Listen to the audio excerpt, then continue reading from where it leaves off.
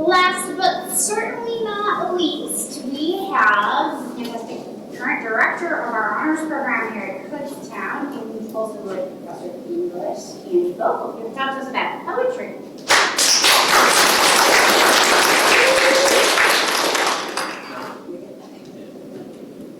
Hi everybody, my name is Andrew Vogel. I grew up working class in urban Ohio, and poetry taught me basically everything I know about breathing and the mind. I don't trust my own thoughts. It might be my upbringing, but I think most of us feel this way. I don't have confidence in my mind. I've never been convinced by the shape, the walls, the furniture in there. I am talking about imposter complex, but I'm talking about something else entirely. It's a funny thing in the mind. We know our way around it, but somehow we all keep getting lost inside of it.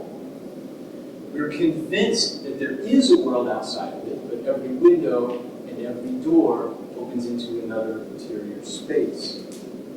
I was slow to learn to read, but once I got it, printed pages expanded my imagination and I became voracious and insatiable.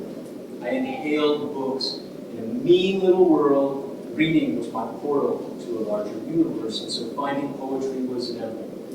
Here was this new world. Listen, all language makes something happen, but poetry dissolves the horizons of the mind like nothing else.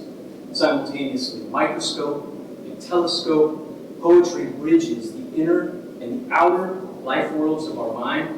Part science, part magic, it works in three ways: persona, figure, ambiguity. Persona is simply the speaking character of the poem, and when we read a poem with empathy, we open ourselves into the life experiences and soul-stretching feelings of these other people. We leave our own world for a little while and dream ourselves into their lives, these other lives. And when we return back to our own lives, we find them altered. Next is figure, which is a generic term for all forms of representation, one thing standing for another thing. But in poetry, figure invokes a material, sensual experience to capture and redefine the metaphysical abstractions that make us truly human. Things like desire, love, union, grief. Figures bring the grandiose feelings of our lives down to earth, making them tangible so that we can share them. And last is ambiguity, when an utterance means two or more things at once. And ambiguity is generally discouraged in our discourse, but in poetry, ambiguity is intentional, it's purposeful. And this is because nothing that we think we know is absolute. And ambiguity prompts us to question definitive assumptions and open ourselves to inclusive and capacious mindsets. Now, all writing does this more or less, but poetry invites special consideration because we're so busy. I don't have time in my life for long books or another TV series.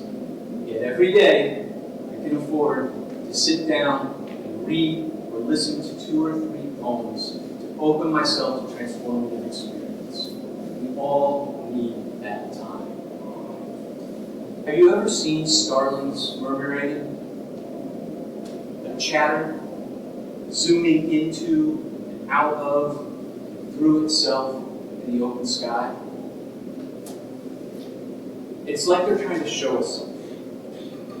Whole days go by and I hardly look up from what I'm doing. I hardly lift my thoughts from the screens that I carry. I hardly read it. But there are shapes up there in the sky, outside my own mind. Things I don't see until they're pointed out to me. And when I see them, then I remember. I'm able to remember that I am breathing. And that's when I start to write my own lines. That's when I come out of my mind and I enter a space where I can meet you. Let me recommend to you 3 daily sources of poetry. Poem a day from poets.org, poem of the day from from the Poetry Foundation. These are emails.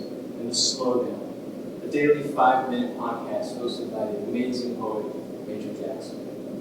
And I'll close with a poem by Basho that captures everything I've said.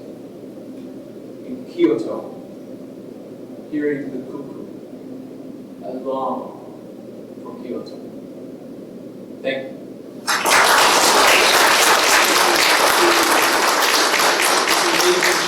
Thank you for all your presentations, and thank you, Dr. Craig, and the Communications Department for making this possible.